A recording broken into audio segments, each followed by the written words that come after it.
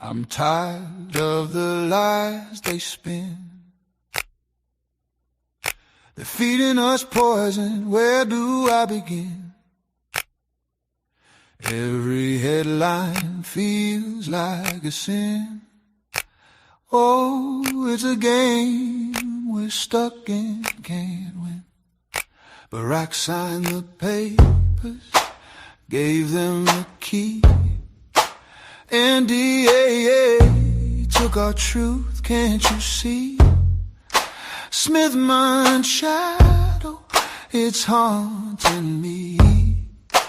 Propaganda flows like a dark raging sea. They twist the words, make us blind. Realities are lost in their cruel grind. Who's telling the truth? Man, it's hard to find. In this media maze, we're all confined. We're rising up, can't take no more. Truth on our lips, it's time to roar. No more shadows, we'll break free. With every heartbeat, we'll make them see. Together we'll stand united and bold. No more lies, let the story be told. In this fight for truth, we'll find our way. We'll light the dark, bring a brand new day.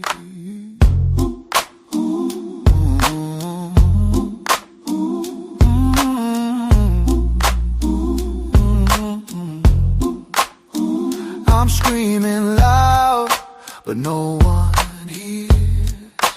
Drowning in cycles of our own fears. The truth's a ghost, shedding bitter tears. Oh, the anger rises, it's been years. So I'll sing my blues, let the world know. Fight for the truth, let the fire grow. We're breaking the chains, it's time to show. We won't be silenced, we'll steal the show. In the silence, hear the cries, voices echo, breaking tide. Every tear, a story untold. In the ashes, we rise bold. No more whispers, we'll shout loud. Together strong, we're a fierce crowd. With every step, we take the stand, fighting for truth. Hand in hand, let the walls shake, let the truth ring. We'll write the lyrics, let freedom sing. From the shadows, we'll break away. In this moment, we'll seize the day. We're rising up, can't take no more. Truth on our lips, it's time to roar. No more shadows, we'll break free. With every heartbeat, we'll make them see. Together we'll stand, united and bold. No more lies, let the story be told. In this fight for truth, we'll find our way. We'll light the dark, bring a brand new day.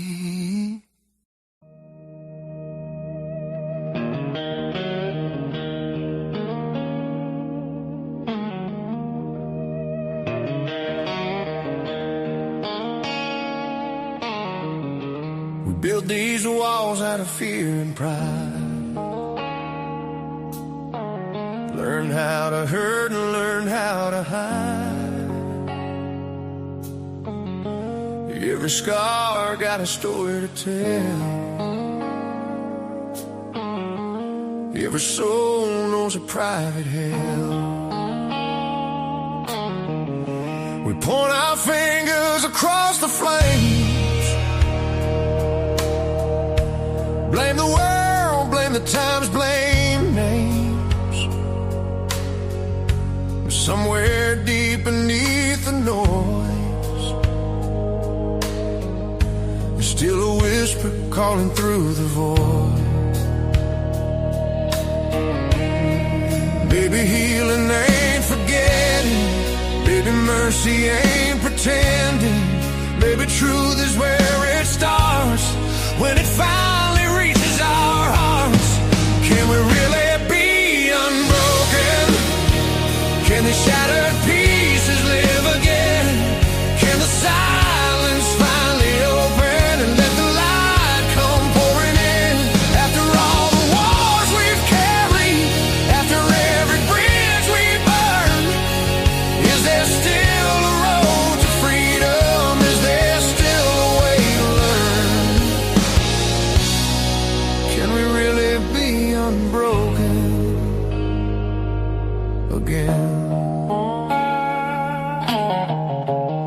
chase answers through endless storms. Somewhere anger like battle-worn armor. Some are drowning in fear each night, trying to hold on to something right. Love still rises in the darkest hour. Truth still lives beyond the power. And every soul still gets to choose what they build and what they lose. Maybe strength is being honest. Maybe grace begins upon this moment we stop standing alone and finally let our hearts come home. Can we really be unbroken? Can these shattered pieces live again? Can the silence finally open and let the light come pouring in?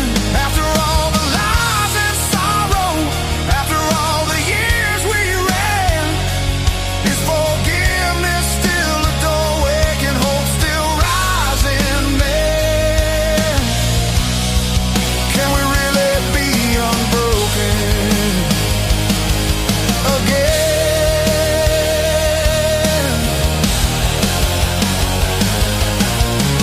Maybe we were never meant to carry all this weight alone. Maybe every wound reminds us we still need love to lead us home. And maybe God still sees the good buried underneath the pain, calling every lost and weary heart to rise again. Yes, we really can be unbroken, even with the scars we wear. 'Cause the light still finds the hopeless, and redemption's always there. When we choose to stand together, when we choose the truth instead, even broken generations can be lifted from the dead. Yes, we really can be unbroken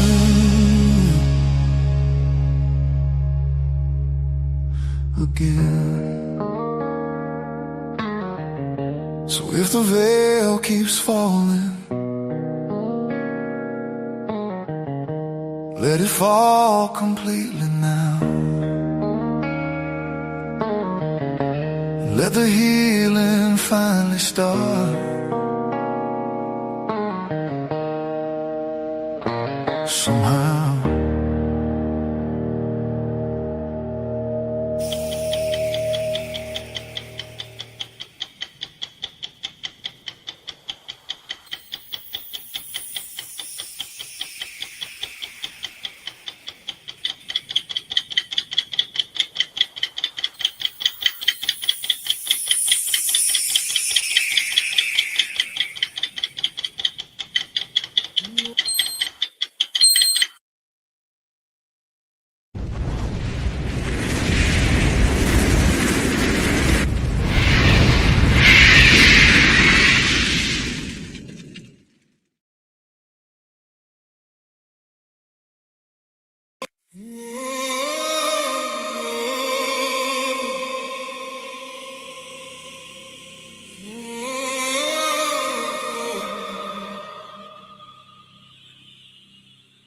I was raised beneath the static, television glow at night. Every channel sold a story, every headline drew the line. Neighbors turning into enemies, brothers fighting over life, while the powerful kept laughing from the shadows out of sight.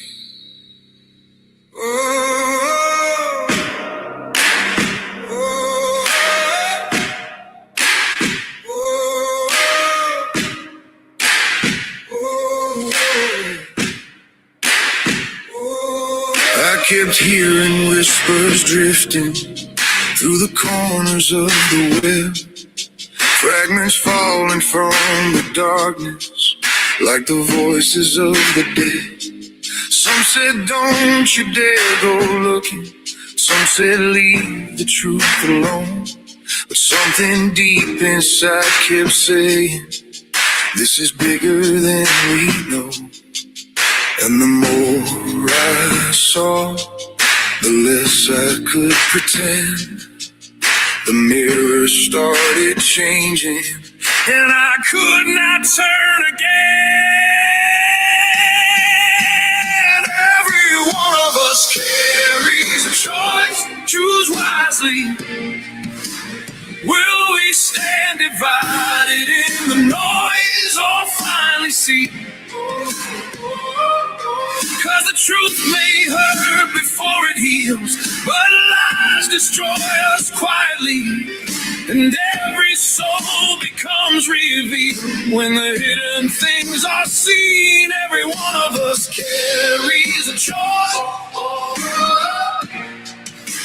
Choose wisely.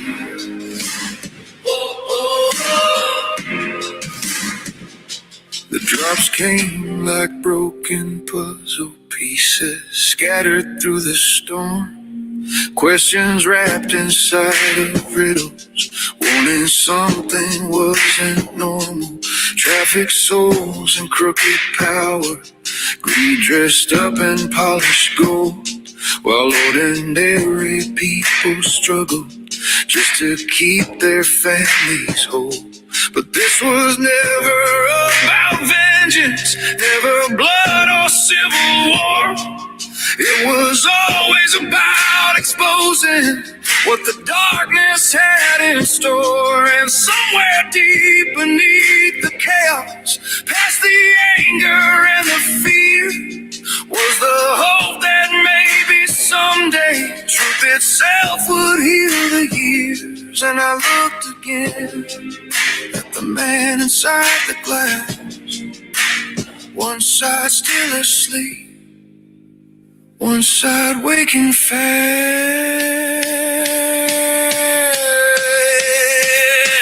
Every one of us carries a choice. Choose wisely. Will we feed the hatred with our voice, or finally breathe? 'Cause the truth may shake the world apart before it sets the captive free. But healing only starts when we face reality. Every one of us carries a choice. Choose wisely.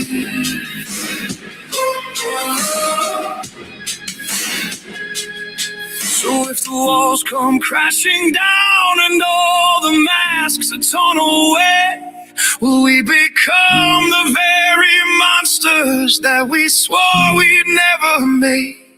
Or will we rise above the madness and refuse to play their game? Will we rebuild what they divided and let truth restore the flame? Every one of us carries a choice. Choose wisely.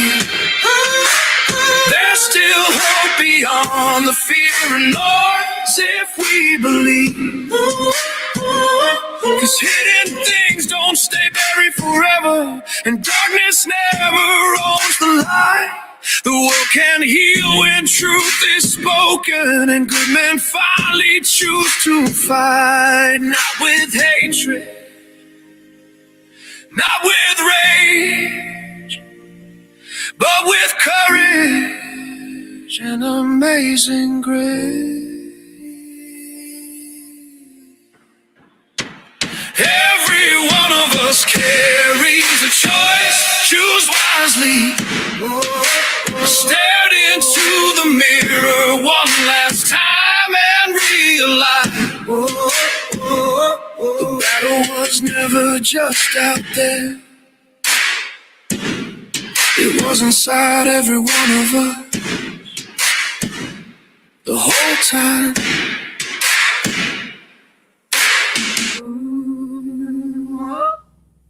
Hmm. Yeah. Good evening. Yeah. It's kind of late for me, isn't it? Yeah. But yeah, finally got some fuel. Got enough for a few days. Thank you for those of you who donated. I appreciate it very much. Um,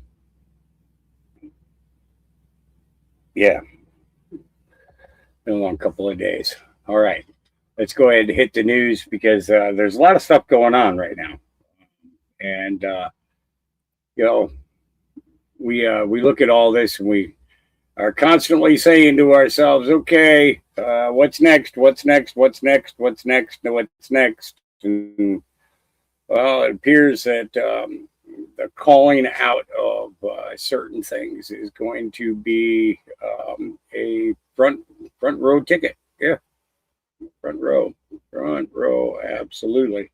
So let me get down here to where I wanted to start from. There's Judge Dean, and is that the one? Okay, David Clement. And we already covered that. So let's see. Okay, here we go. All right. So we're going to start off with this here. I thought this was kind of interesting. The is planning to make it standard procedure for federal workers to sign non-disclosure agreements, NDAs. The stated goal is to stop leaks of confidential government information. Fox News reviewed a copy of a draft notice posted to the federal registrar by the Office of Personnel Management.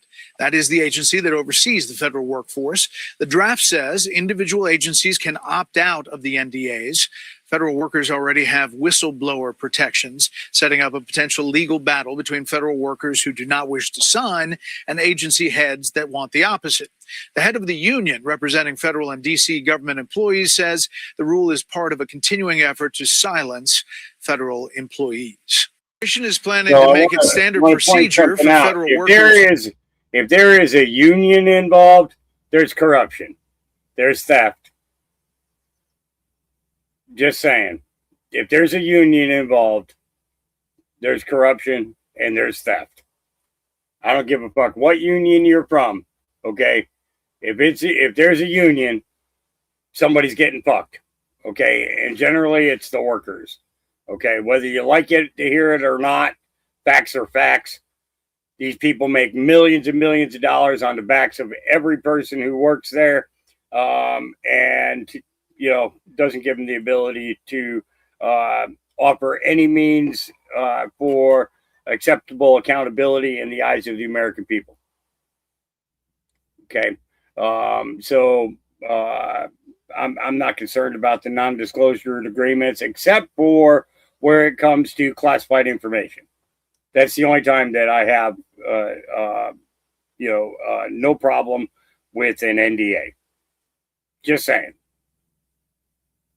If it's got to do with national security, then there'll be a time deemed that for that information to come out. That's one thing. But this leaking bullshit that's going on, it's getting out of hand. It really is. All right. So I wanted to talk about this. If you guys remember, right, the last podcast, I told you guys about a dream I had that something happened to one of the cabinet members at Camp David, and in my dream. And 3 hours later, what happens? There's a post based on possible bad weather conditions tomorrow. We will be having our cabinet meeting in the White House, and we'll be postponing the cabinet trip to Camp David. Thank you for your attention to this matter, President Donald J. Trump. Now, I would like to think that maybe they took a warning from a dream, because there are times when dreams are sent to us for reasons, but I'm not getting my hopes up on it. Okay, but 3 hours after I said something about my dream, that trip was canceled, and hence the cabinet member that I saw that was injured was not injured, and so on and so forth. So, and in all actuality, he's been on TV quite a few times today and yesterday. So it's very good to see him. the work that he's doing. So let's go here. Kayleigh McEnany, she doesn't hold back, in the end here, and you'll see what I mean. This having to give the Democrats a place on a platform is getting ridiculous. It really is. They should just have an all Democrat network that all the Democrats go to and leave the rest of the networks alone. I'm just saying. All right. Because what this girl says is retarded, and what it takes to get back on the topic is yeah. Missile capacity is much stronger than we thought. The concerns that even the vice president, our own vice president, has about our ability to continue our munitions supplies. We're in dire straits. Well, the USA. The good news is the loss of fertilizer from Iran is being offset by Jessica's answers. Kayleigh, I leave it to you. I feel that the response to all Democrats should be Trump did the work, so shut up. He understands that there's a risk involved to his own polls and everything when you do something like this, but it's now the cleanup is often harder than the attack itself. Yeah, I mean, Jessica, the idea that Iran doesn't believe or fear military action, a dead Ayatollah would say otherwise. Oh, wait, he can't speak. He's with his 72 virgins. This is the president that took action. You ask, would this deal be better or worse than the JCPOA? I think that's the correct comparison. And the answer to that is better. I spoke at length with a senior administration official on Sunday, and they said to me, the entire concept of this is no dust, no deal. There will be no deal without the nuclear dust, the enriched uranium. They said they are 95% of the way there. It'll be about 5, 6, 7 days is the timeline of these remaining negotiations on language. That puts us at Thursday, Friday, Saturday. We'll see if that timeline holds. They said they basically have a deal on the dust. They have a deal on the Strait of Hormuz. The rest is language. So we'll see. 95% is not 100%. And they said, we're not afraid to walk away and we have optionality. We could resume strikes. How is this different than President Obama's JCPOA? It is very different. The JCPOA had a 10 to 15 year sunset clause. So, okay, we're good for 10 years, but little Blake, little Nash, my kids, they aren't safe because 10 to 15 years, you can resume creating nuclear weapons.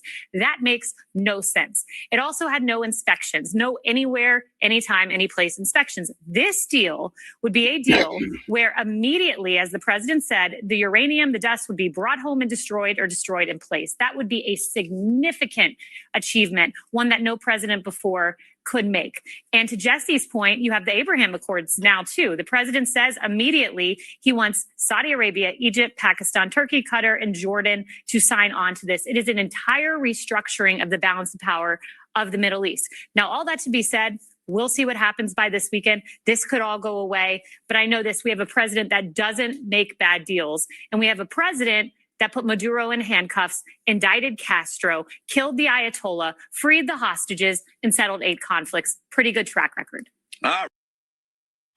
Yeah, I would think so. That is absolutely a pretty good track record.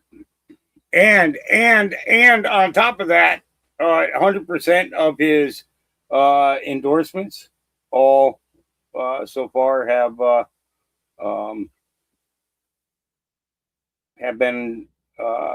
won their primaries.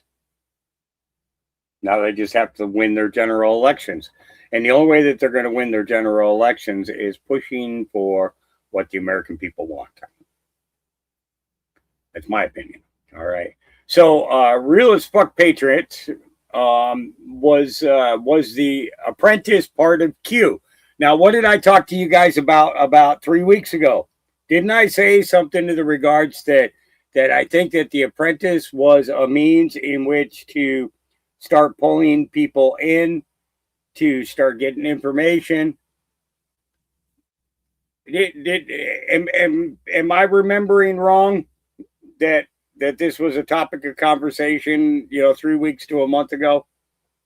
That I think the Apprentice was a setup for the whole thing. It was kind of like his audition as to whether he could succeed at making all of this happen. So, but, ergo, what can I do? All right. But, here's David Clement professor's record with Real as Fuck Patriot. Here we go. Effectuate the plan that won't break, that won't crack, who's bought in for a decade long at least plan where you're allowing perception about you to be mostly wrong by the world. And the character that you have to be the guy that will take the slings and arrows. Even if someone tells you I'm that guy, give them a year in the arena, they break. And so you have to be so certain that you've got the right guy. And you know, a data point for me is I think that The Apprentice was the inoculation plan where the brain trust in PSYOP land says you need at least 10 years in the living room of the average American in the trailer park, and they need to see certain things, that they can trust you, that you're competent, that you don't put up with any garbage, you do the firing. And all of a sudden that worked. There was such a strong bond with not the elites, but with the American people that were glued. And I bring up the trailer park for a reason. People in the ivory tower, especially people that I worked with at the university, loathe Trump because of the way that he messages, because it's very, very crayon coloring book, you know, short words. And what he's demonstrating is a super genius because he took his ego out of it. And he actually doesn't message the same way. I think he's much more articulate in the 70s and 80s in the way that it's not like nursery rhyme repetition. So when you realize that the victory for him is, it's all about reverse brainwashing the American people, that's the goal. Then you can start getting a little looser and creative in why it doesn't matter if he's absolutely truthful or granular on details. That's not the point. He's got to awaken you from the siren song of your brainwashing. And so, you know, looking at this plan, my sense is that every expert that's a civilian or former military, that where we learned how rigged our elections were, and we had to find out pretty quickly. Some of us found out like right away, but it was still mind-breaking in its complexity. There had to have been someone in the military read into the plan that already knew that, you know, 20 years ago, and they've been waiting for people to wake up. Yeah. And this is, you know, this is part of it. You know, it's like back in the days of Lebanon, recognizing the patterns that were going on, and then everything all the way up through Desert Storm, Operation Desert Shield, and then later into Afghanistan and into Iraq. You know, you began to see the culmination. Well, the culmination began in '79 when Iran fell to the Islamic Republic, and you know, and now we're watching all of that be reversed. You know, but a lot of it has to do with Trump dumbing himself down to a certain point where everybody can understand exactly what he's doing, step by step by step by step. I mean, we still don't understand some of it, but we're getting a lot, you know, better gist of what's transpiring, and that's really cool. And I love what these guys did. And effectuate the plan that won't break, that won't crack. The who's bought in is episode for a decade long at least. Real as Fuck Patriot on Missile capacity is much stronger than we thought. The concerns that even the vice president, our own vice president, has. Oh, be quiet, Jessica. I can't handle you more than once a day. Yeah. So Yvonne King, 42, was sentenced today in U.S. District Court, 12 months and 1 day in prison in connection with his theft of more than 4,800 government cell phones when he worked for the Department of Justice. And the thing is, I don't think that a year is enough.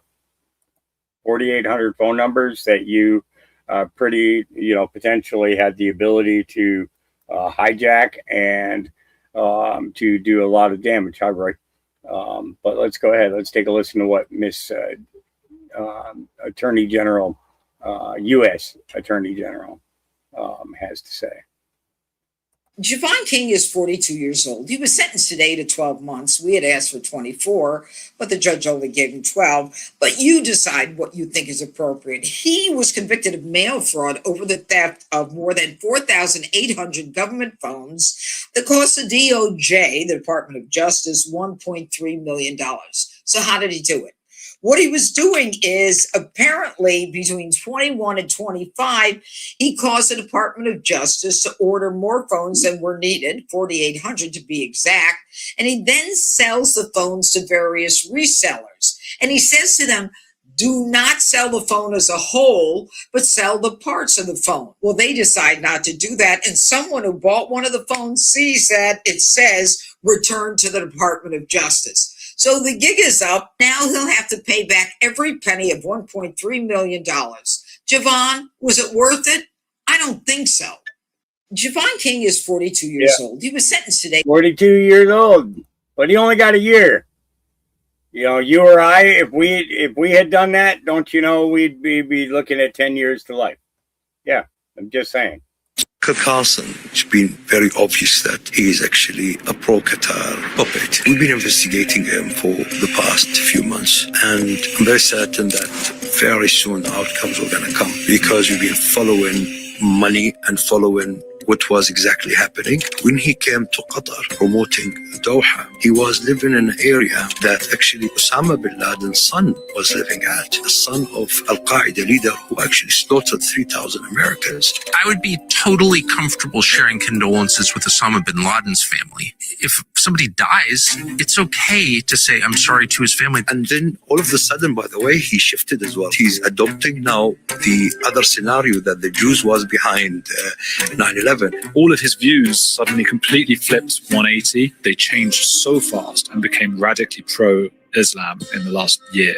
Carson, it's been very obvious that he is actually a pro-Qatar puppet. We've been investigating him for the past few months, and I'm very certain that very soon outcomes are going to come because we've been following money and following what was exactly happening. When he came to Qatar promoting Doha, he was living in an area that actually Osama bin Laden's son was living at, the son of Al-Qaeda leader who actually slaughtered 3,000 Americans. I would be totally comfortable sharing condolences with Osama bin Laden's family. If somebody dies, it's okay to say, I'm sorry to his family. I'm sorry that he didn't die sooner is what should be said, but we know that his real name is Tim Osman, and that he was a CIA operative anyways. So, all right, Richard Citizen, journalist, put this one up. I'm going to read you exactly what he posted. He said, quote, any document signed by Sleepy Joe Biden with the auto pen, which was approximately 92% of them, is hereby terminated and of no further force or effect. He says the auto pen is not allowed to be used if approval is not specifically given by the President of the United States. He also says in that post, quote, I am hereby canceling all executive orders and anything else that was not directly signed by crooked Joe Biden because the people who operated the auto pen did so illegally. He goes on to say in that post, Joe Biden was not involved in the auto pen process, and if he says he was, he'll be brought up on charges of perjury. He says, thank you for your attention to this matter. Of course, this was just posted moments ago to Truth Social. Again, the president, as we know, following him is at the golf course. So, of course, we're hoping to confirm and get any more information about this. Celicia. Dana Marie McNichol. Yep. So this is all of it's starting to come around. All of these people are beginning to get called out and put into a box that is not going to work out well for them. MJ Truth Ultra, and this is from the 26th. All right, earlier this morning, 9:49 Eastern Time, the Department of War posted this and said, Patriots in control. Q number 949, full control. In fact, Patriots in control is littered throughout the Q drops consistently. They know this. We know this. Long ago, Anons were taught that timestamps have meaning. We started understanding quickly that the Q military operation was about telling the public what was happening in ways that did not violate national security. And here we are again. Plausible deniability that in which instantly signals to Anons, we hear you and we got this, stay calm. Only Anons can understand this. These are messages of assurance and faith. 5-5, loud and clear. Thank you for the message, Department of War. So let's go ahead and pull these up. All right. Trust the plan, full control. 5 minutes, missing 10 marker from past, missing 15 marker from past. Timestamps have meanings.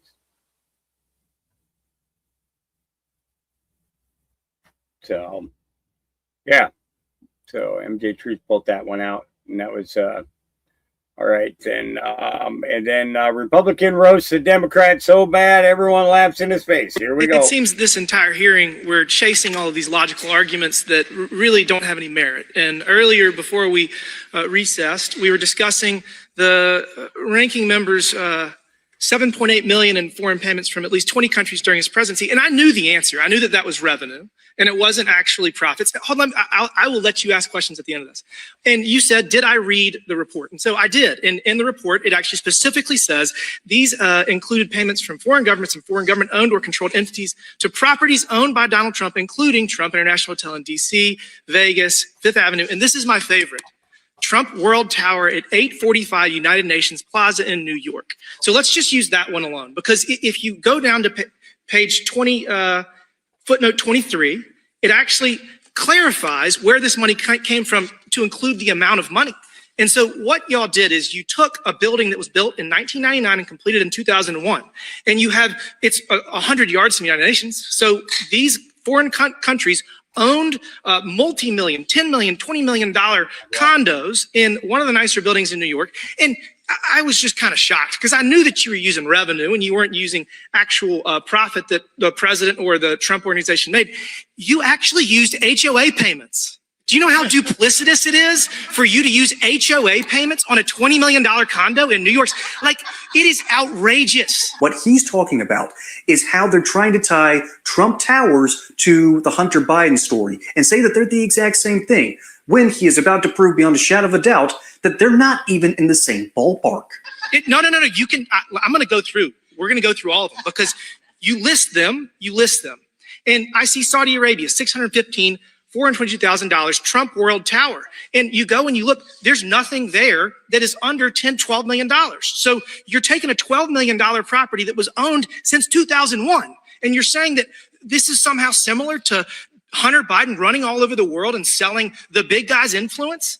These are completely different things. And the fact that you even created this report and you're using it to shield us pursuing justice to make sure that this president is not compromised because his son has sold secrets to China, to Ukraine, is so disingenuous. It's so duplicitous. It's not even misrepresentation. It's a lie. I'm happy to hear this from you because, again, you told me to go read it. I read it. That's what it says. I can read you in footnote 23 where it says this report uses common charges or rent payments. All of these properties were owned prior to 2018. They didn't go out and purchase them because of the president. They were there for decades before this happened. That's the point. That's the difference. Okay. I'll let the gentleman have a good story. Absolutely. Would the gentleman yield?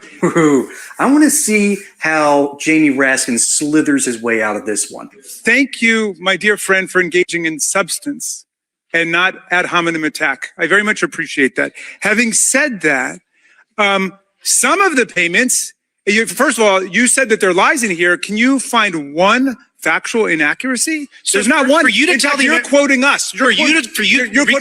But let me make this point. Which is that China gave $5.5 million. It's Mr. Timmons' time. It's Mr. Timmons' time. For you to tell the American people that $7.8 million went to President Trump is an outright lie. It's a fabrication. Hold on. And I'll tell you exactly why. Because you're using businesses that existed decades prior to when he became president. And you're saying all of them? Hold on. And you're using HOA fees for multi-million-dollar properties that have been around since 2001. And again, even the fees that they pay for hotel rooms, that is a fee for a product, for a service. There's no service with Hunter Biden other than influence of the vice president or the president of the United States. And that is why we are here, because he will not answer questions in the exact manner that you have required for last Congress and the Congress before that. That was fantastic. And you know what? Let's actually start off with Jamie Raskin's response. He looks like a teacher who has been throwing trick question after trick question after trick question to his students, and one of them finally figured it out. It almost looks like he's looking at this kid and going, you know what? I respect it. You just beat me at my own game. But of course, he does have to try and pivot his way out of there, and it doesn't work. Why? Because this committee is being held to talk about the Hunter Biden money laundering story, which, by the way, happened. He has directly and indirectly wired money from Burisma in Ukraine, from Romanian government officials, and even CCP officials in China, and has taken in this money, laundered it, and it's magically found its way into the hands of Joe Biden, the big guy himself. We have the paper trail. We have the receipts. We've got the bank records. We've got different statements from different people. We've got Tony Bobulinski, who the Democrats tried to run through the ringer, and it did not work.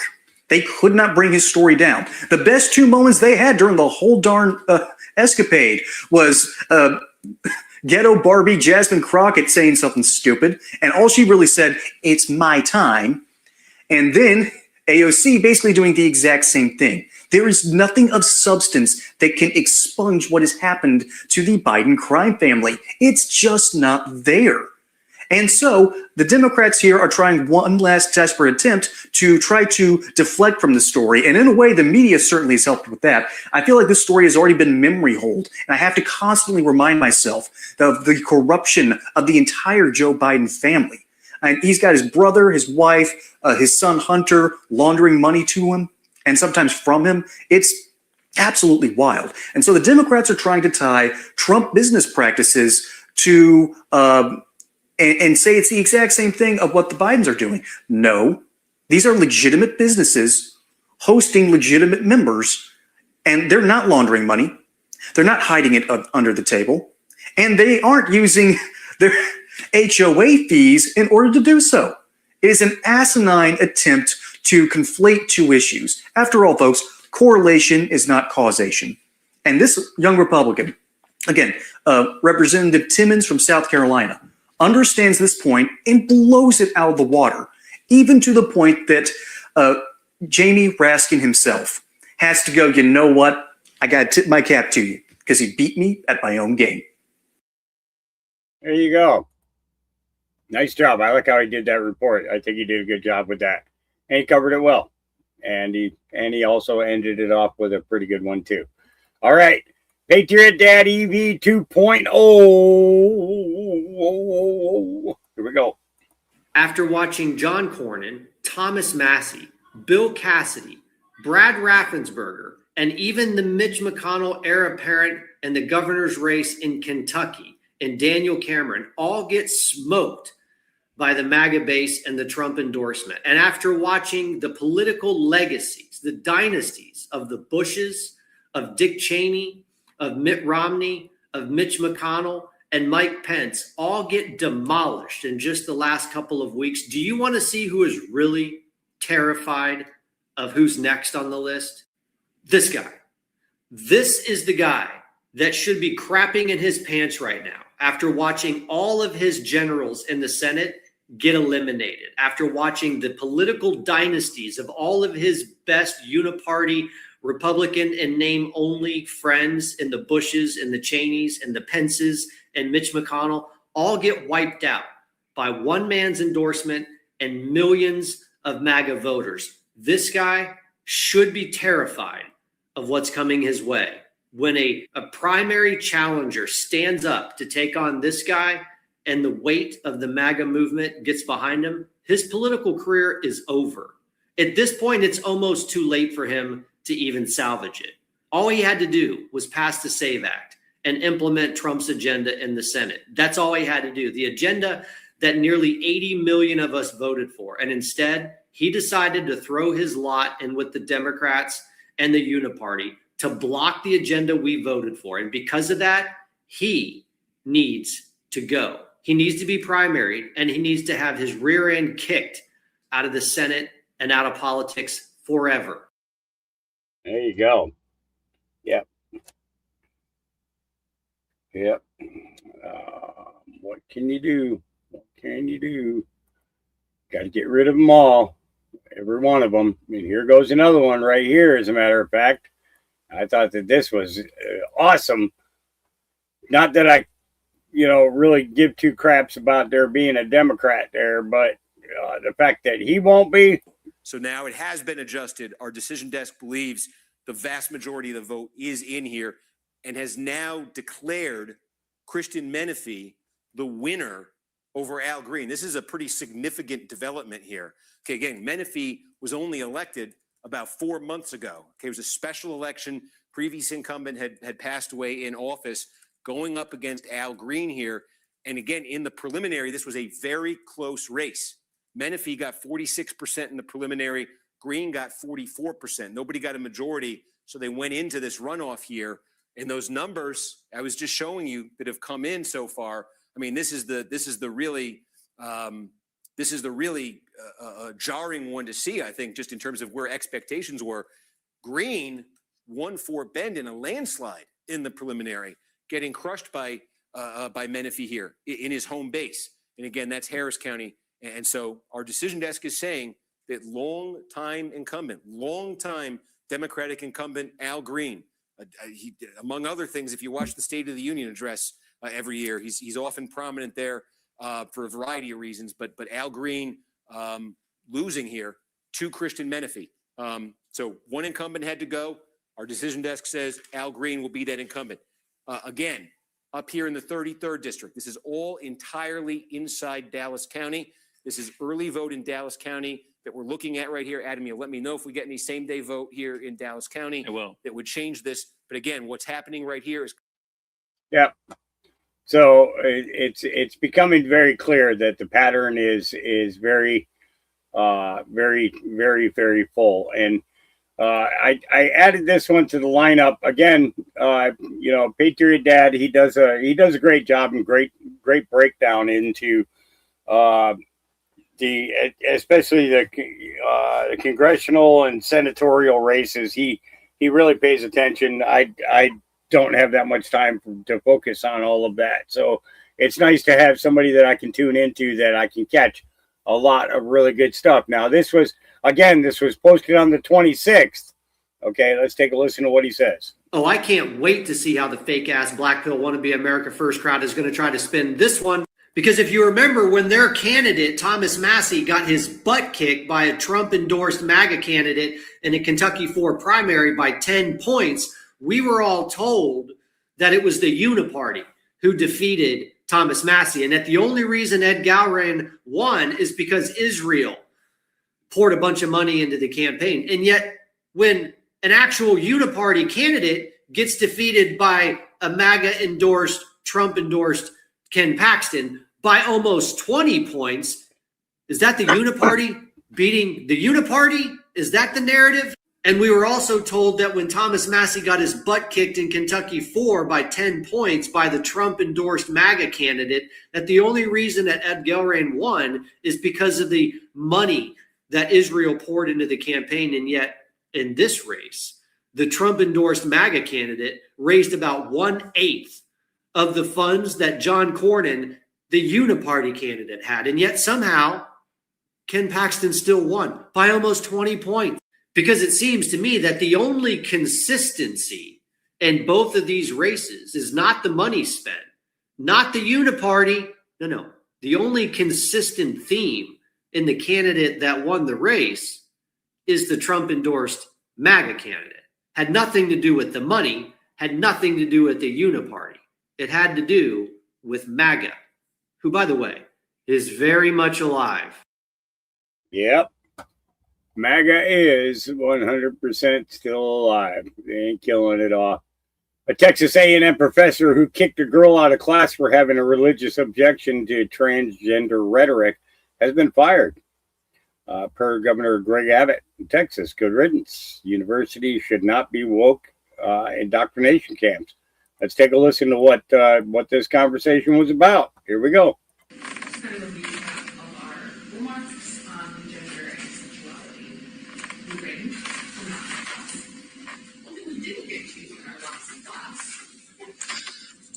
I just have a question because I'm not entirely sure this is legal to be teaching. Because according to our president, there's only 2 genders, and he said that he would be freezing agencies' funding programs that promote gender ideology.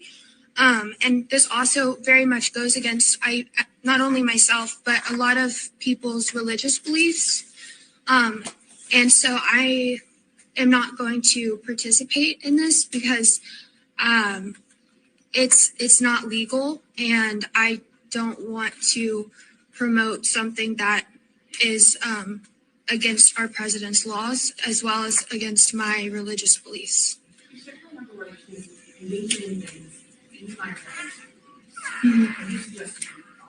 Yes. You are under misconception that when I can you explain to me how teaching us about gender identity and transgenderism and that there's more sexes than gender isn't illegal. Huh? My gender isn't illegal. Gender? What do you mean? Your gender is not illegal. According to President Trump's executive order, if you want me to read the paragraph in the order itself. If you are uncomfortable in this class, you do have the right to leave. Yes. What we are doing is not illegal. And if you would like to determine that it is, you need to talk to the department or the head of undergrad.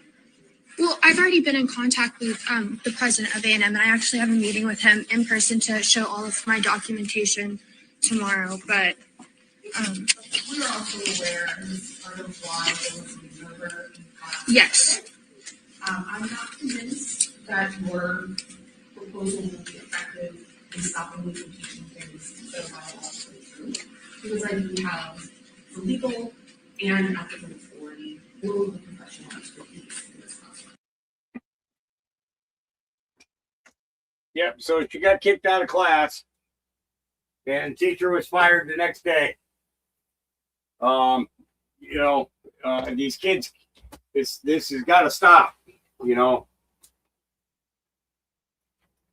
Seems like too many of these situations are taking place, and it needs to come to an end. Give me 1 minute here. I'm going to attempt to thaw something out and cook it, or get it started anyways, so that I can eat when I'm done. This is going to be a kind of a short one today. I'll be back again tomorrow to do another one. But if I limit myself to the 2-hour mark, I should be able to stretch it out to get us through the weekend doing podcasts. It's a lot of people don't even know that we're here yet. So there's that. So it's the thing with rebuilding over and over and over again with censorship and false reports and and stuff like that. And it's just it's kind of ridiculous. So we're just gonna try and work it the best that we can. And then let's see. And again, I want to thank those of you who did send some donations in. Slow Country and who were the others?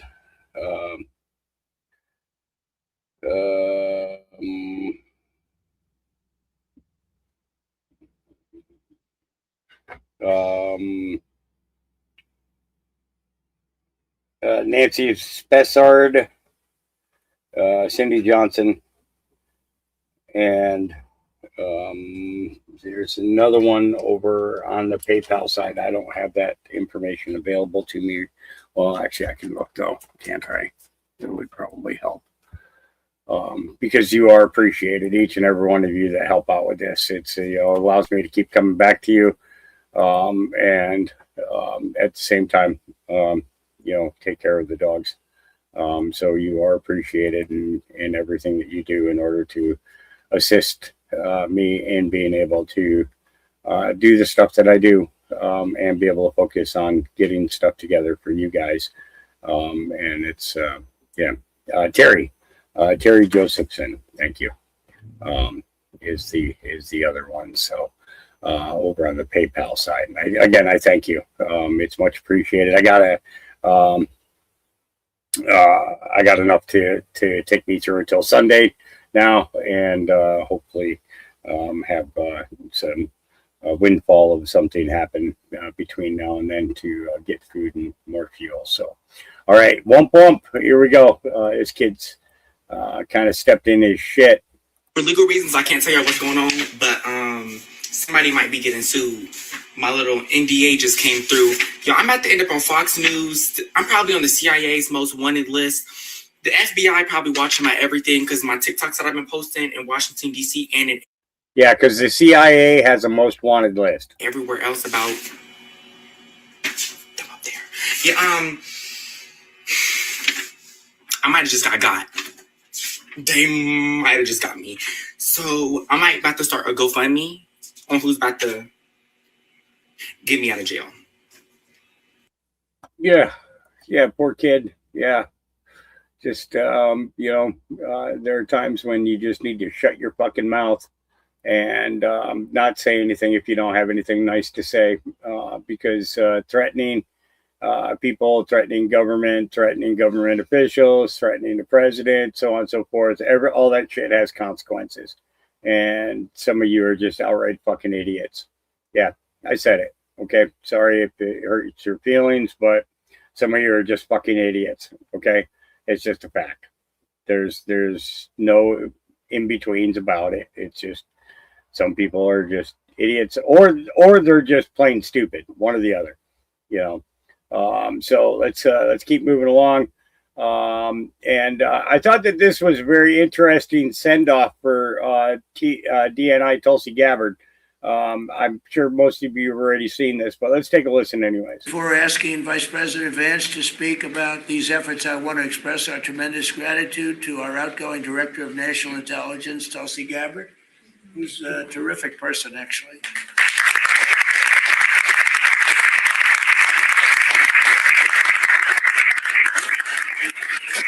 Come up with some findings that were pretty good. And Tulsi's worked tirelessly to restore trust and focus on the intelligence and with the intelligence community. They all respected her. They listened to her. She gave us leads that were pretty much, people thought they were dead and they weren't dead. They were right there. And she was able to expose a lot of things that we used at the FBI with Cash and with Todd and with JD and everybody else. It was amazing.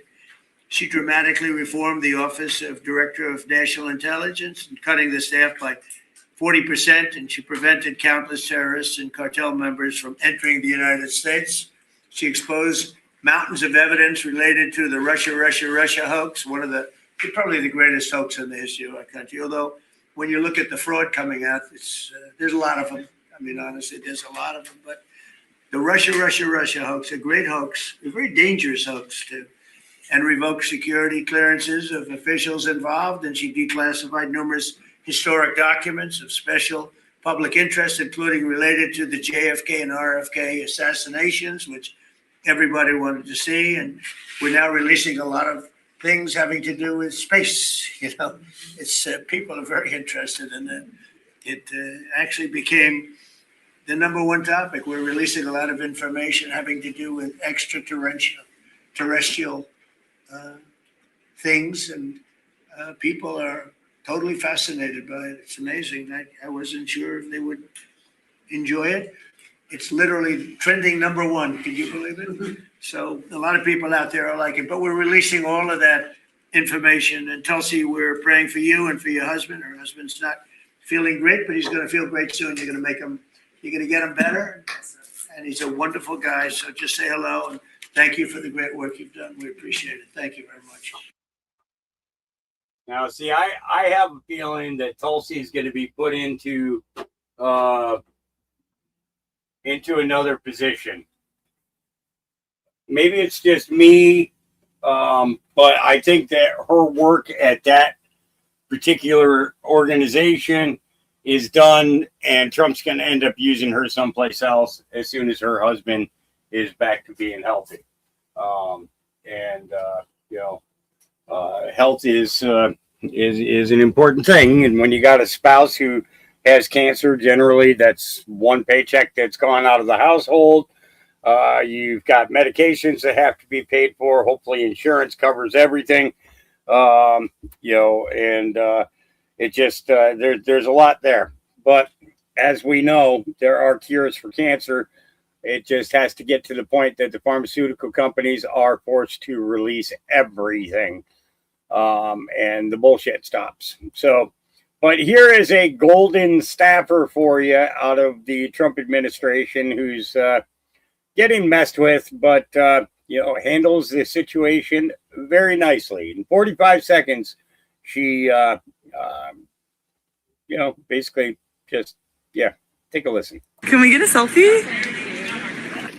I'm very proud to work for the president. You're proud to work for the president. Okay. I'm very proud to work for the president. Are you proud of the fact that we have dropped bombs on schools? We have caused forced starvation of Palestinians. We have stripped voting rights of people in this country. We have had vigilantes kidnap our neighbors. And we are about to invade Cuba. I am very proud to work for the president. Why don't you proud to work for the president. And so you're proud that kids are dying and they are starving because of this president? You're proud to be part of the hiring of white supremacists? Palestine, if you believe it. Go to Palestine if you believe it. I love that. Great way to end that. Yeah. And then Janet put this one up, and I thought that this was spot on because I get so tired of trying to explain to people that Michael LaVaughn Robinson was in fact, Barack Obama's hoochie mama during the presidency, and nobody wants to believe it. But I'm just saying. Is Michelle Obama a man? First of all, if the Templar, what is that? I haven't heard of that one. The Templar. Let me see if I can. Let me see. The Templar. Let's see.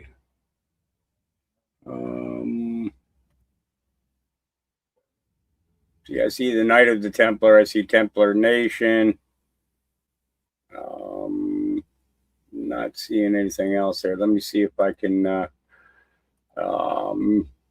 because I like personally, I like good series that actually, Templar, no,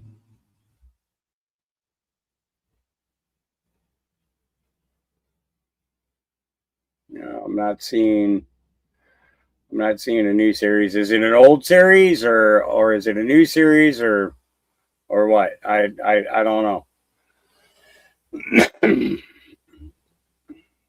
So, but let's take a listen. Here we go. I don't know if I played it already or not. Is Michelle Obama a man? First of all, if you watch the movie about Obama's life, they showed him with boyfriends. They didn't show him with no girlfriends. So somebody that's used to having boyfriends ain't just going to get no damn girlfriends not unless they got a damn balls. So I'm going to put it like that, okay? So when you look at Michelle, other pictures, she got a fucking beard and a short ass afro. So if I had to roll dice to crap the out, I'm going to say yes, I truly believe she is a man, because there ain't no way in the hell Obama married no goddamn woman when everybody know he gayer than a mother. They coming out the woodwork to say stuff. Yep. Michelle Obama a man. They coming out the woodwork to say things. Yep. I'm just saying. And then this happened. I thought that this was kind of interesting.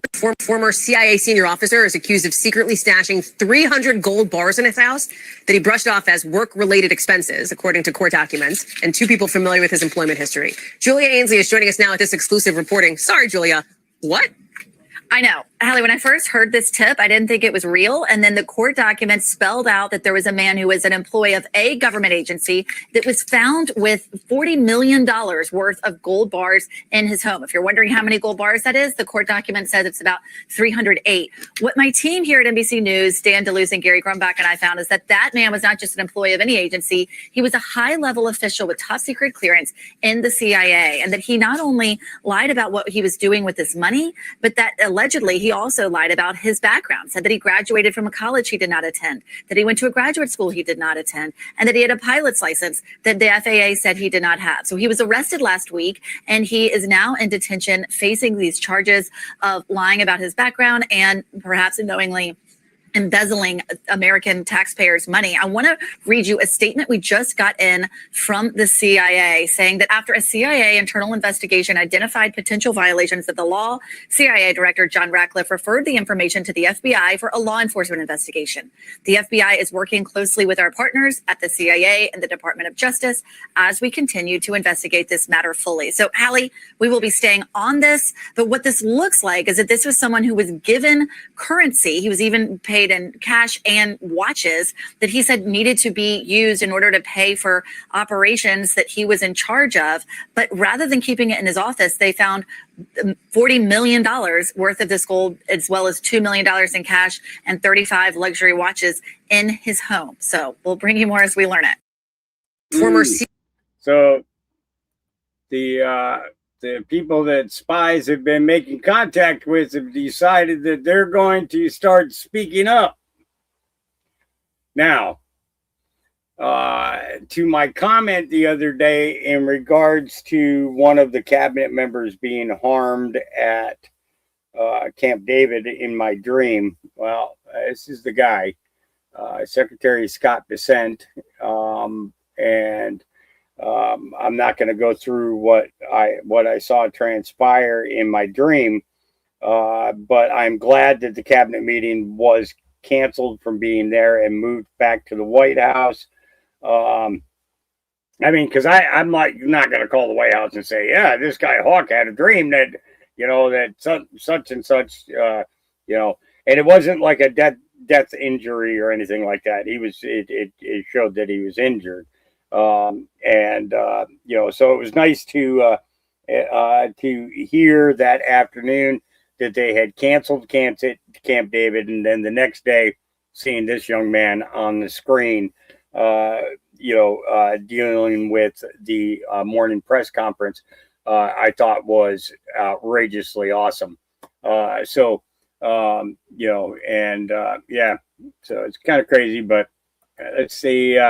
You wrote resilience on your cabinet note meetings. Several times the photographer zoomed into it. Are you trying to keep the president calm? Are you trying to keep yourself calm? Why did you write all those notes? So people could look over my shoulder, photograph them, and think they got a scoop. So people could look over my shoulder, photograph, and think that they got a scoop, when in all actuality they got nothing. Absolutely nothing. Well, let's go ahead. Let's keep going on. All right. Here he goes in regards to the oil. Thanks, sir. Governor Gavin Newsom has floated this idea of a 100% state tax on Californians who receive money from President Trump's anti-weaponization fund. Your response to the governor's call for 100%? There's no cure for stupid. Okay. Thank you all. I think that was very clear. There is no cure for stupid. Okay, because what's going to end up happening to those people who they do attempt to tax for that, they're going to move the fuck out of California. And, it's already getting to that point. All right. Democrats are staying at the children's table. As usual, and the media as usual. And we know we do not trust any of that, nor do we have to, because they have no credibility. Again, as I said before, they're now at the children's table after what they lied about when it came to the border, immigration, the president. They're at the kids' table. We don't have to take anything they say. This is the problem with lying, is that it comes back to haunt you when you might want to say something truthful. We throw it all out. It's tainted like rancid potato salad. In terms of the complaints, there's no video, medical records, or public reports. But I have to admit, Jerry Nadler went there. And you know what he said? The food comes in small portions. And has maggots in it. Yeah, but it's in small portions. I get it. You want to call him fat, but there's. Why would you say that? He has a medical condition, Jessica. My God, he's obese, not fat. But the conditions are roughly the same as from where they came from.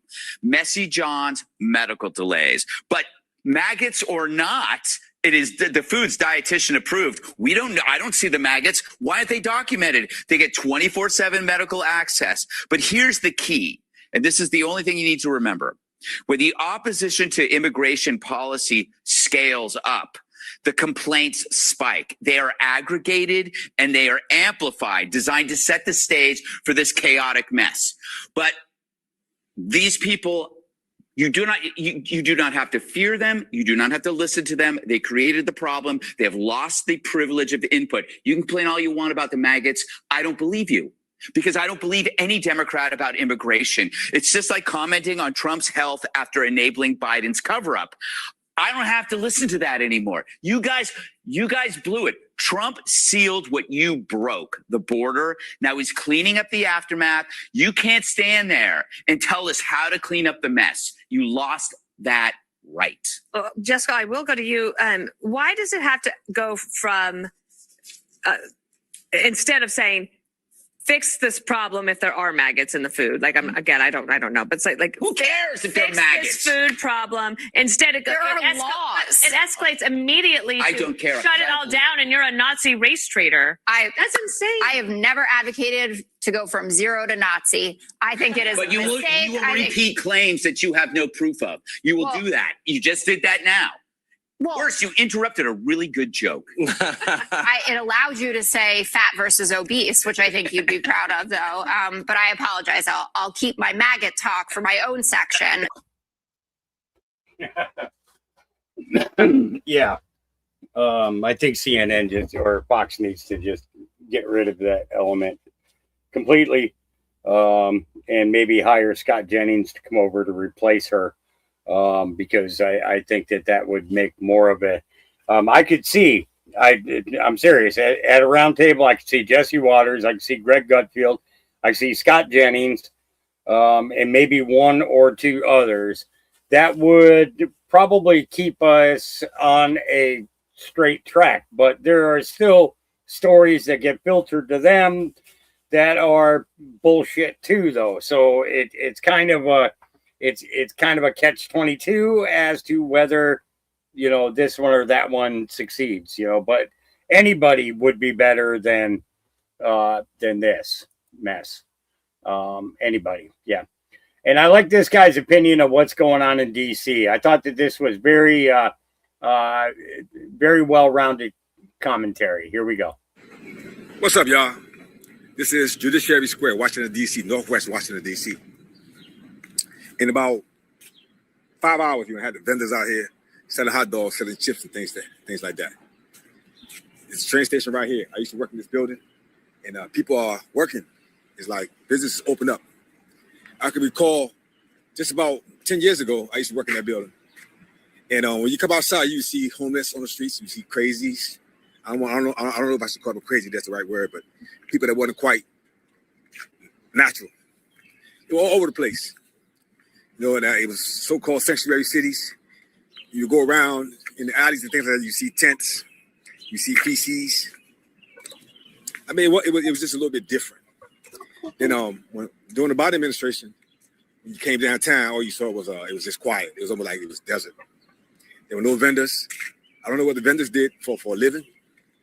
The bars, all the clubs were closed down. The office buildings were still here, but everybody was working from home. Police officers didn't have much to do because there was nobody here downtown. Everything was closed. We all worked from home. We were laying in bed doing what we wanted to do. Trump came on the scene and said, everybody got to go back to work. They have to stimulate the economy. Everybody has to go back to work.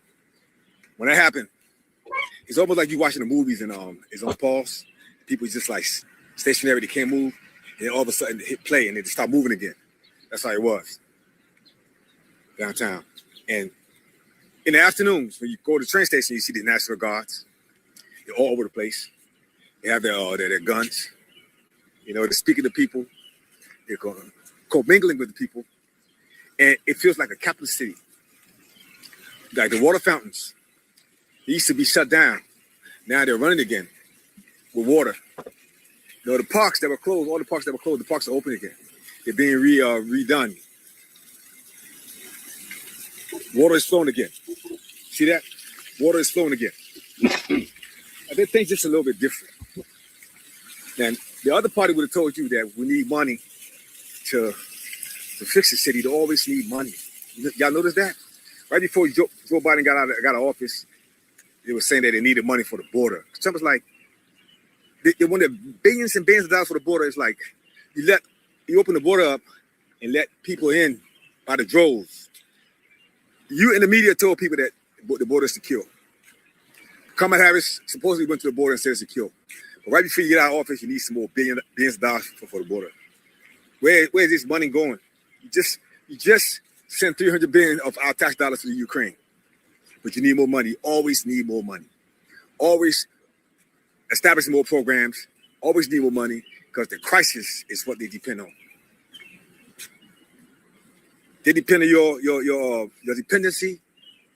They depend on your instability. They create crisis, and they ask you for money to solve the crisis. And it's a repetitive thing. Now, Trump cleaned up the city of D.C. without asking taxpayers for anything. Think about that for a minute. He's trying to put up a new ballroom without asking taxpayers for anything. He got it through private donors. A lot of people should have realized what this man is doing, whether you like him or not. You got to just look at it sometimes and say, you know what, though?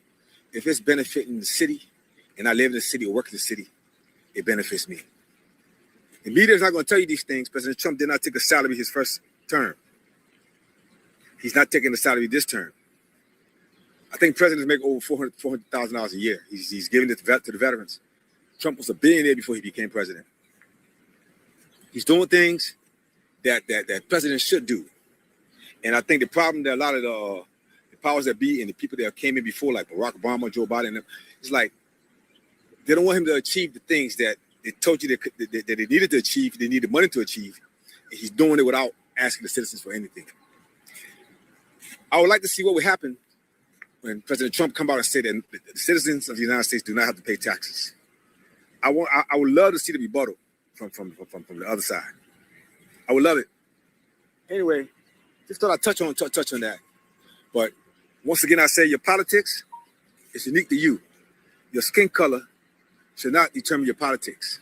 Now, I'm not going to go home and hear about what's going on in the city. And I've seen it. I've been here for the past 20 years in the same area, and I can see the change. So I don't have to watch the news to see what's changing. I see it for myself. Look at it. It's beautiful. Anyway, yeah, have a good day. Peace. And they got most of the fountains reoperating and cleaned up and everything else out there. You know, the protesters in Newark are getting worse. This guy's just trying to get home. He's works for Regional Industries, hauling. Basically, he's a garbage man. Okay. Go and get locked up. Huh? What am I doing? Am I bothering y'all?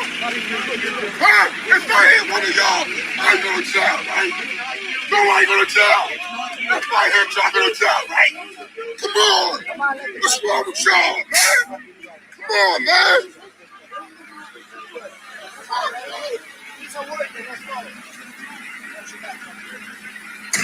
Now, I want to point something out here. What you're going to see happen is the left beginning to turn on the left. Okay, pay close attention to this. Nick Sortor, thank you for this coverage. This is perfect. I love this. Listen,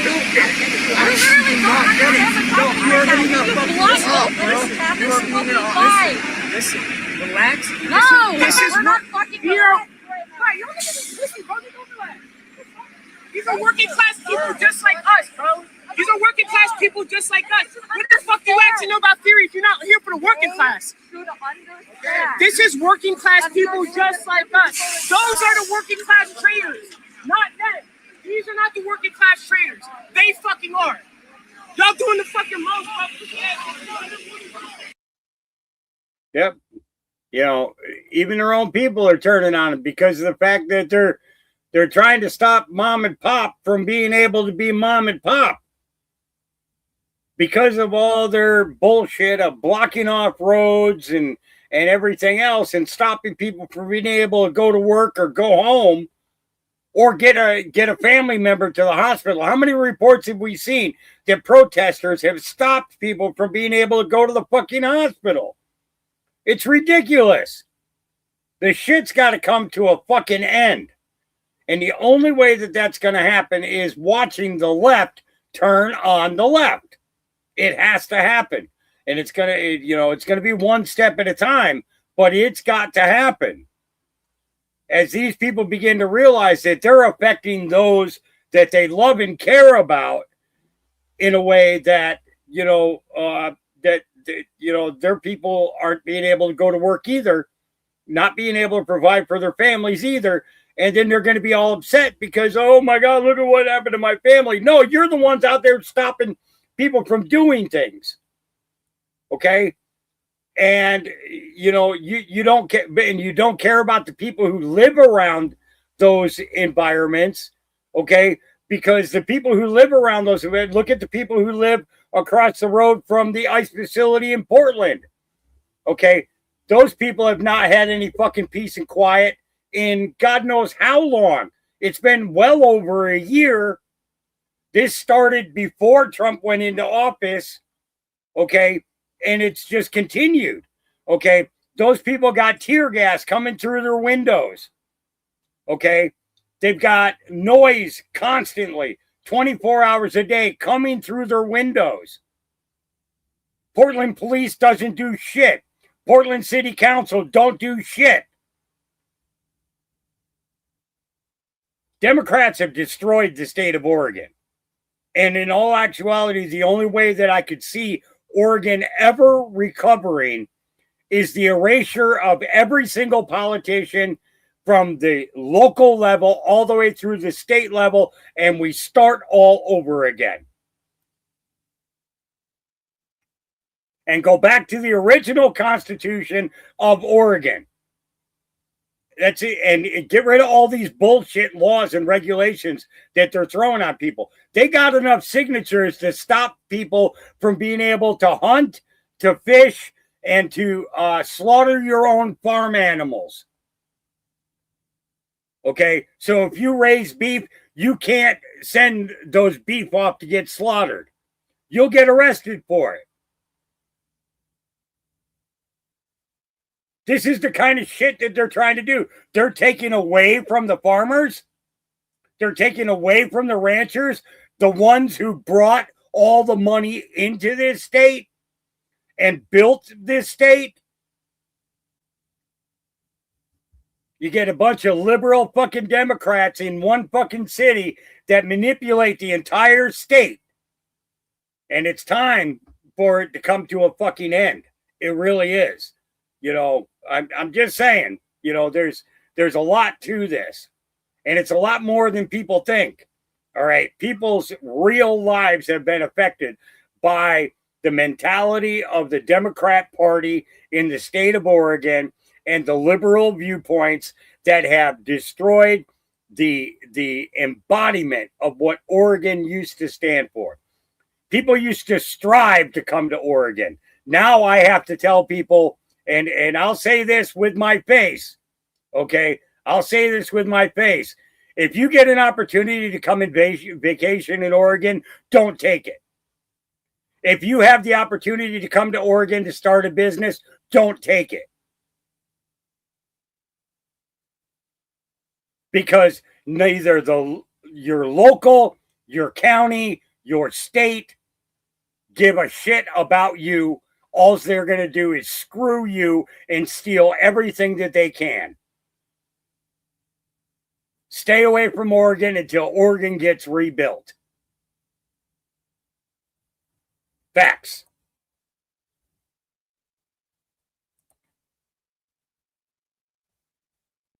All right. AG Todd Blanche. Man's getting ready to take some legal action. Let's see where it goes. Predicament. And by the way, to a person, most law enforcement, most of our local cops want to help. They're not allowed to. And so it's not as if we have cops standing by saying, go do it on your own. We have cops who want to help, who want to be there doing what they signed up to do. They're giving their careers to public service, but there's local leadership not letting them do it. And here's what we do. We just fight.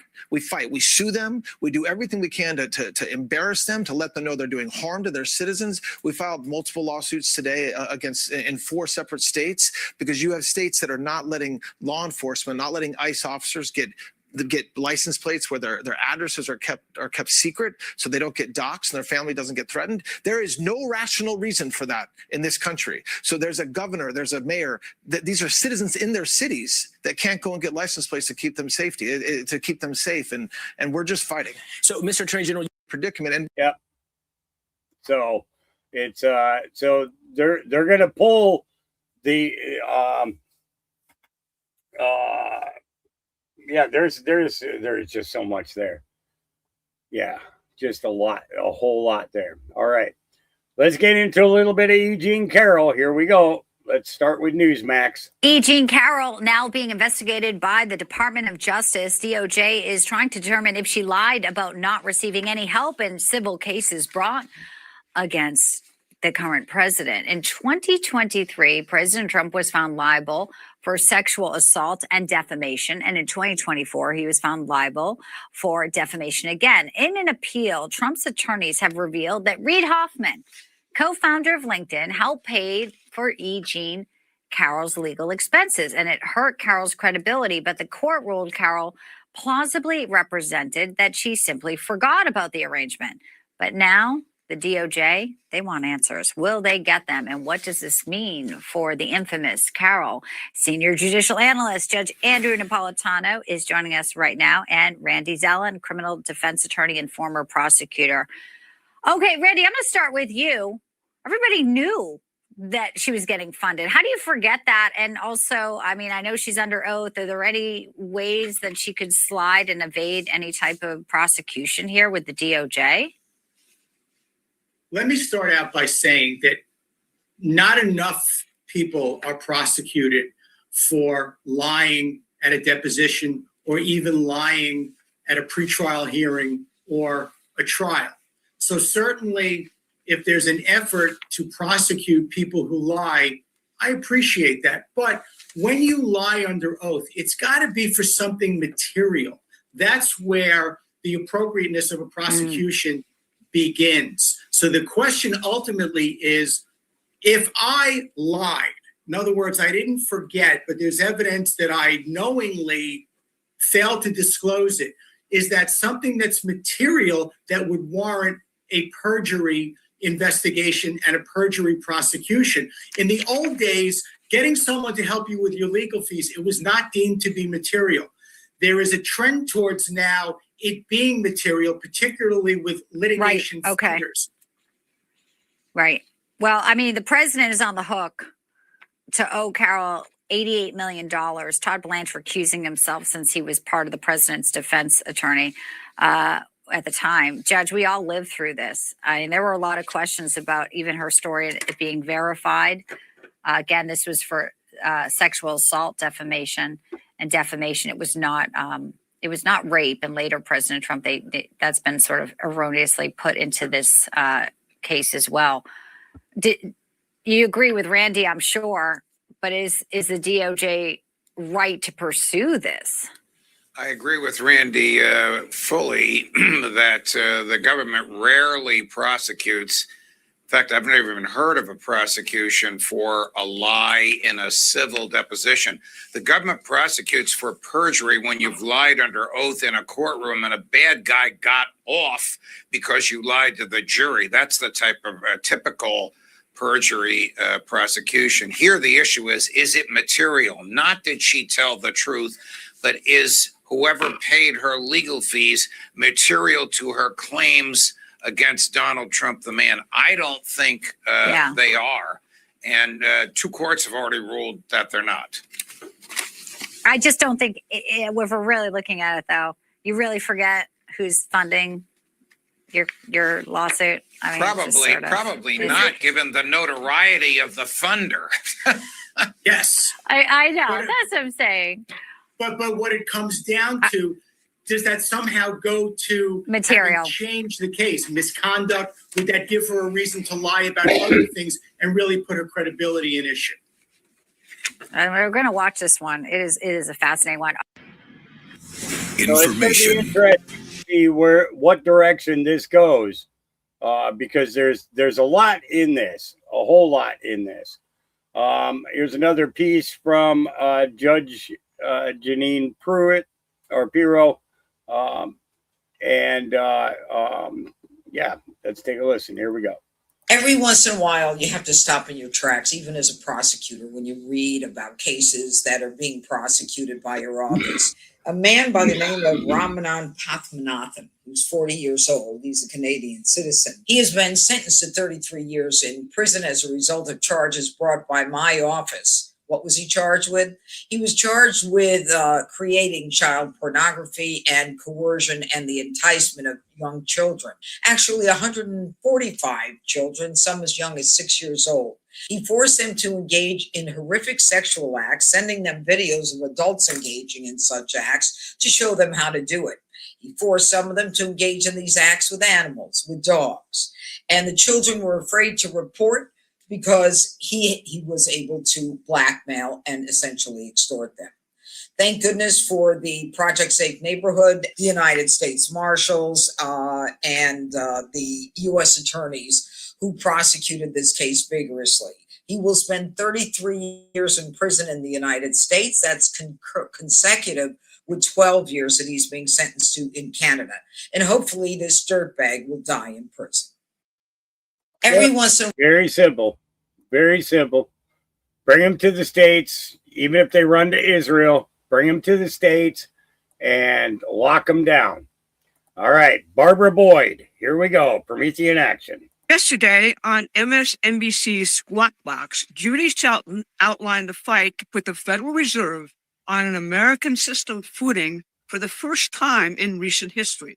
Let's listen. Well, I think we need to abandon this very old Keynesian idea that economic growth is inflationary and that having low unemployment is inflationary. When you have strong economic growth and it's productive activity that increases economic output, you're increasing supply. So even if consumer demand goes up, you're battling inflation by meeting that demand with the increased output. And the Fed sees it the opposite way. The Fed says all we can do is crush demand with restrictive interest rates. Did you hear that? We need to abandon the Keynesian idea that economic growth is inflationary. Expanding real physical production and raising workers' wages is not inflationary. It's what beats inflation.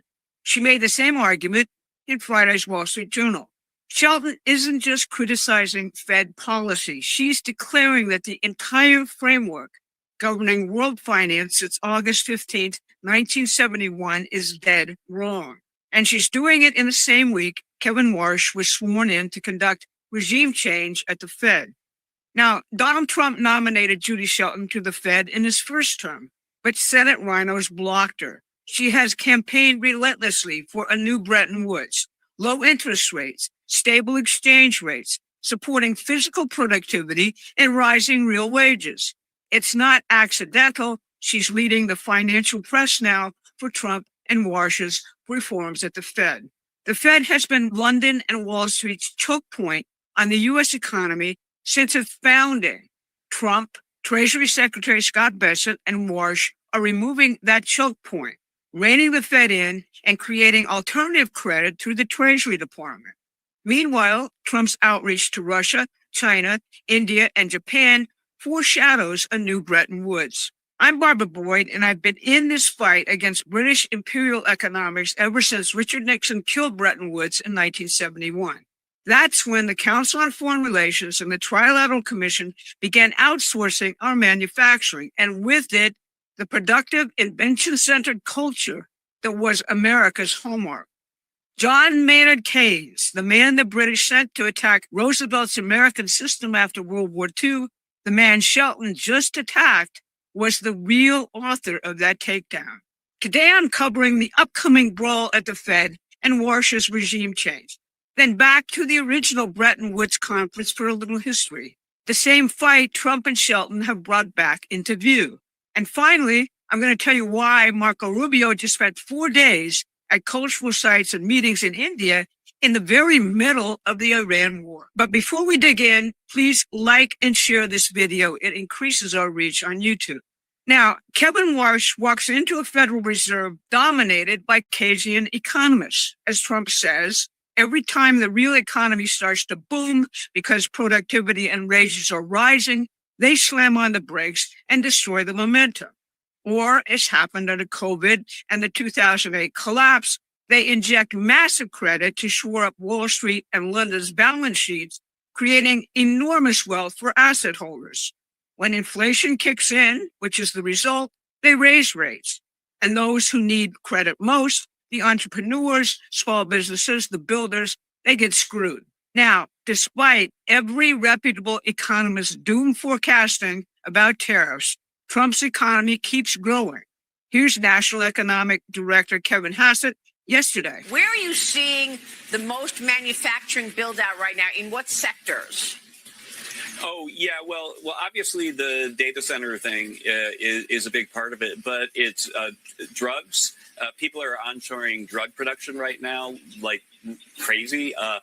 Automobile construction is coming back to the U.S., as are a bunch of like things that seem small, but like electricity infrastructure companies, the guys who make transformers and things, they're building big new factories here. And even Caterpillar is doing everything they can to make, power generation equipment as fast as they can and doing a lot of investment in that. And so it's pretty much all of the above right now in investment. But trade advisor Peter Navarro is now warning that the Fed's Keynesians could trigger another disaster by overreacting to the, quote, oil shock from the Iran war. He writes, the Fed cannot produce one extra barrel of oil. It cannot reopen a shipping lane. It cannot refine gasoline. It cannot even lower diesel costs by crushing mortgage demand in Ohio or forcing a small manufacturer in Pennsylvania to roll over credit at punitive rates. A Fed rate hike now would rein in demand in response to a supply shock and hit precisely where the economy is most vulnerable.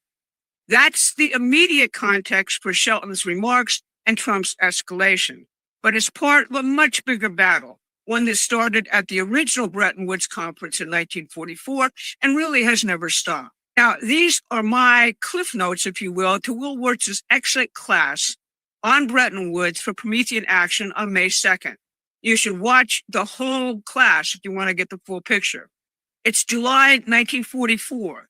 730 delegates from 44 nations are meeting at the Mount Washington Hotel in New Hampshire. Roosevelt has already told Churchill that after the war, Americans will dismantle the British Empire's colonial system and help the world develop using the American methods perfected in wartime. Roosevelt's man here, Harry Dexter White. On the British side, John Maynard Keynes, economist, celebrity, aristocrat, a Malthusian and genetics freak who admitted in the German edition of his general theory that Hitler's Germany was a better environment for his ideas than the West's freedom-based systems. He called the conference a monkey show because of the Indians, Africans, South Americans, and Chinese present. Keynes's plan, the Bancor, an international currency controlled by a supranational central bank with debtors like Britain given automatic credit lines and creditors like the U.S. forced to drain their reserves. A system designed to let Britain keep extracting and keep financing its empire on American credit. Think about Mark Carney's 2019 Jackson Hole proposal for a synthetic world currency to replace the dollar, and his current plans to mobilize the middle nations against the U.S. and China. The carbon copy is not accidental. Roosevelt's plan, the U.S. dollar as a reserve currency backed by gold, fixed exchange rates, capital controls to stop speculative flows from gutting sovereign economies, the IMF as a stabilization mechanism, not the central bank enforcer it became. Producing nations had the advantage. Alexander Hamilton's American system was written into the global architecture. Roosevelt won there, Keynes lost. For 27 years, 1944 to 1971, Bretton Woods produced the most sustained period of real economic growth in human history. After Roosevelt's death, starting with Truman, however, the original intention was corrupted. London's manipulations finally drove Nixon to kill Bretton Woods on August 15, 1971. The dollar was cut loose from gold. The City of London built the offshore Eurodollar market. Kissinger arranged the petrodollar with the Saudis. And every manufactured crisis, every oil shock, every Gulf War, every inflation panic drove money through London circuit while the real economy was deindustrialized. Trump's foreign policy, once you master his new national security strategy, becomes very clear in this context. It states explicitly that we will no longer participate in our managed decline. It dictates his approaches to Russia and China, the Western Hemisphere and Indo-Pacific as primary trading blocs, India and Japan as key players, the end of imperial wars. It is a deliberate return to Roosevelt's post-war intention. Now, before we get to where this is going, you need to see another piece of what Trump is building. The administration isn't waiting for the Fed. They built a credit system inside the executive branch, like Roosevelt did during the World War II mobilization. For example, the Pentagon's Office of Strategic Capital, $210 billion in lending authority, an investment bank inside the Department of War, directing credit into rare earths, munitions, and chip foundries. The Commerce Department's $9.9 billion equity stake in Intel, locking in an American chip foundry on American soil permanently. The Energy Department's $2.26 billion in loans for the largest lithium deposit in the Western Hemisphere, plus coordination of Project Genesis for an advanced science revolution. This is what Hamilton did with the First Bank of the United States. Government credit flowing into modern production into the future, not Wall Street speculation. Under the president's plans, the Fed is being scaled back and subordinated to the Treasury. Scott Bessent is running the executive's alternative credit track for this nation's builders and producers. Now, if production defeats inflation and government credit is flowing into manufacturing, you need partners who produce, which brings us to Secretary Rubio in New Delhi. He spent 3 days at India's most venerated cultural sites and in meetings with its leaders, reassuring India of its importance to America given tariff tensions and Trump's outreach to India's historic rivals, Pakistan and China. Tuesday's results from the Quad meeting of the U.S., India, Japan, and Australia, a U.S.-India critical minerals framework covering rare earths, strategic minerals, and the entire supply chain from mining to processing to manufacturing. A Quad critical minerals framework, all four nations coordinating to break China's near monopoly and London's trading monopoly all at once. They're building a Quad port project in Fiji, funded by 4 sovereign nations, not offshore capital. And Rubio invited 50 countries to a critical minerals meeting in Washington, pitching a preferential trade zone for producers only, no financial middlemen. The Quad involves 4 nations. 2 of them, India and Japan, are part of what's called the Core 5 at the center of the president's foreign policy.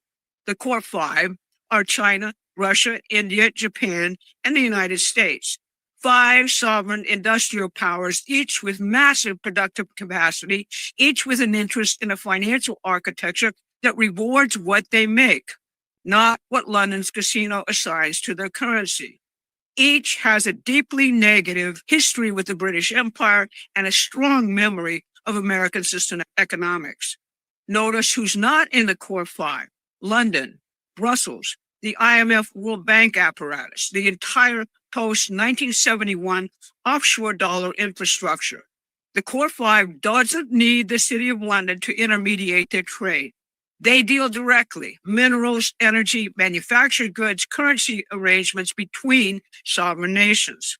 This is the goal of Trump's foreign policy, not containment, not bilateral deals, a new constellation of productive powers with a financial architecture that serves them, not the financiers who exploited them for 50 years. So Judy Shelton's message is being amplified by supporters of Trump's American system economics. She says Keynesianism has to go. That's Roosevelt and Harry Dexter White's 1944 argument revived. March is executing as the Fed. The executive branch has already built a Hamiltonian credit system working around both the Fed and the Congress. The Quad just signed up to develop secure mineral supply chains. The Core Five are aligning. And the City of London, the institution's Keynes representative, Bretton Woods, is excluded by design.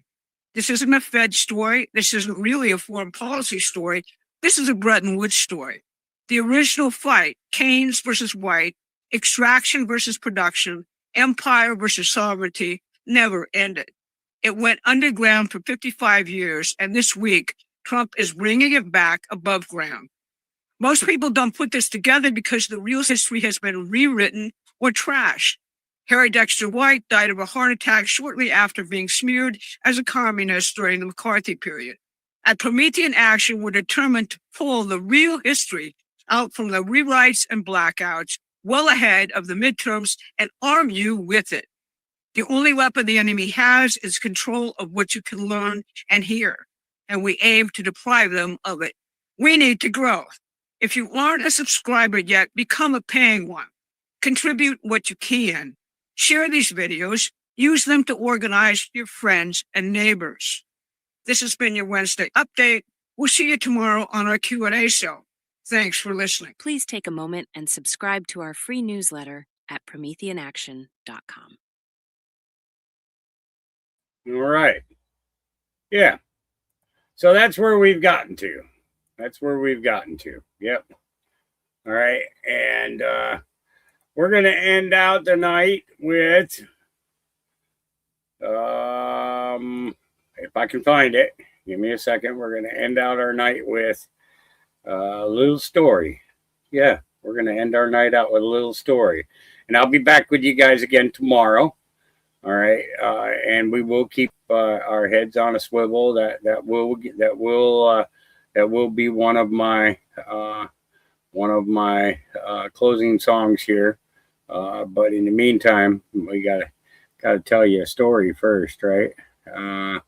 If I can find it, where in the heck did I put it? I've been moving things around on this computer trying to fix things and trying to clear up space on the computer so that I can do other things, because the hard drives fill up quick. Yeah. So let's tell you about my little white buddy. Yeah, we're going to talk about my little white buddy. Yeah, Ghost. That's his name. Here we go.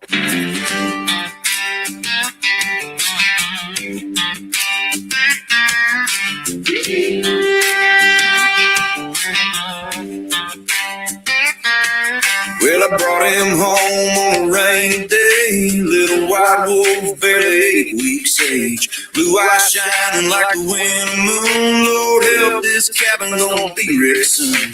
He stole my sock and he chewed my chair. Hit the zoomies flying everywhere. Looks like heaven wrapped in snow so bright till he turns velociraptor every night.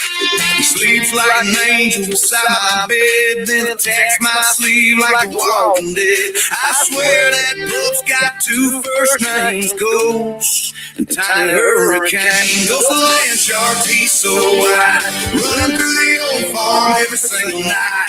You're white shepherd, but don't be fooled. That little outlaw don't follow rules, chasing shadows, boots and dreams, terrorizing every pine tree soon. And every scar upon these hands comes from Ghost, the land shark man. Now the old shepherds just shake their heads like bull, calm down before somebody's dead. But he pounces leaves like a grizzly bear, then crashes asleep without care. Mud on his paws and dirt on his nose, always where the trouble goes. But Somewhere in all that wild-eyed joy, God sent healing through that little boy. 'Cause long nights don't feel the same when I hear those puppy feet raising Cain. And somehow all the silence fades when ghosts come flying down the hallway lane. Ghost of Landshaw, teeth so white, running through the old farm every single night. Pure white shepherd, but don't be fooled. That little outlaw don't follow rules. Chasing shadows, boots and dreams. King of chaos in the evergreen. And every scar upon these hands comes from ghosts. The Landshaw man.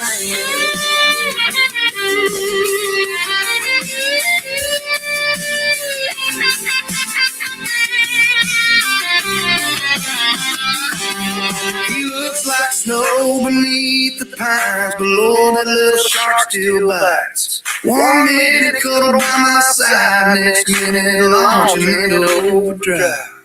And I know one day he'll grow tall, stand beside me through it all. But for now it's just a ball of fluff and felony level puppet stuff. Cause the land shark wild and free, best damn friend that ever found me. Pure white shepherd born to roam, turn his title farm back into home.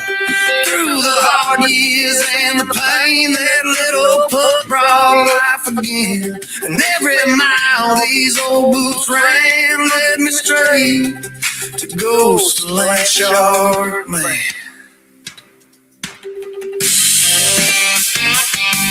Yeah, he's part wolf, part snowstorm, part hotel, and all heart.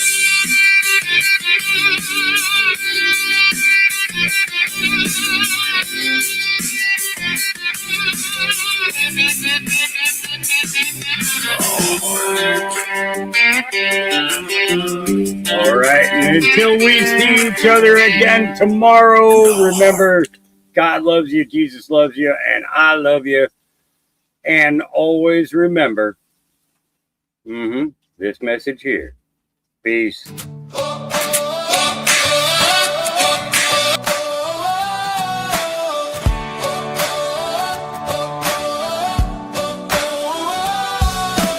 Woke up this morning to a world on fire. Everybody shouting, climbing walls of wire. Fear on the TV, lies across the screen. Hard to know these days what anything means. But I hear my Father's voice down in my soul. Stand up straight, don't let the darkness take control. Love your neighbor, hold the line, stay alive. Open up your eyes and let your spirit drive. Don't let the noise pull you under. Don't lose your heart in the thunder. Keep your head on a swivel, keep your eyes on the light. There's still love in the middle of the fight tonight. When the road gets narrow and the world feels cold, keep your heart wide open and never let go. Keep your head on a swivel, but your soul on the rise. There's a whole lot of beauty still left in these eyes. Yeah, the world may shake, but we're not gonna break. We were born for more than survival.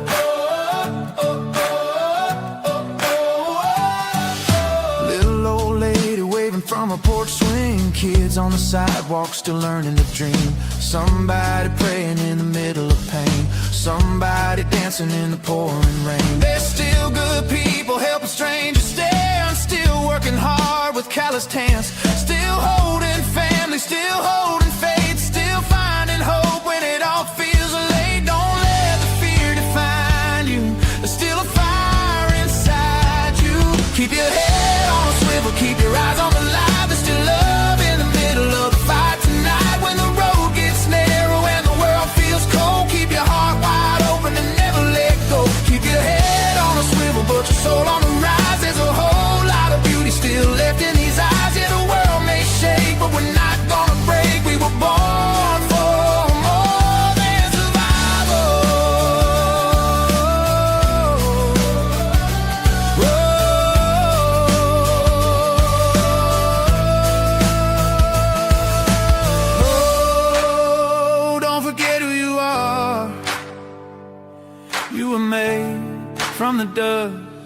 in the stars.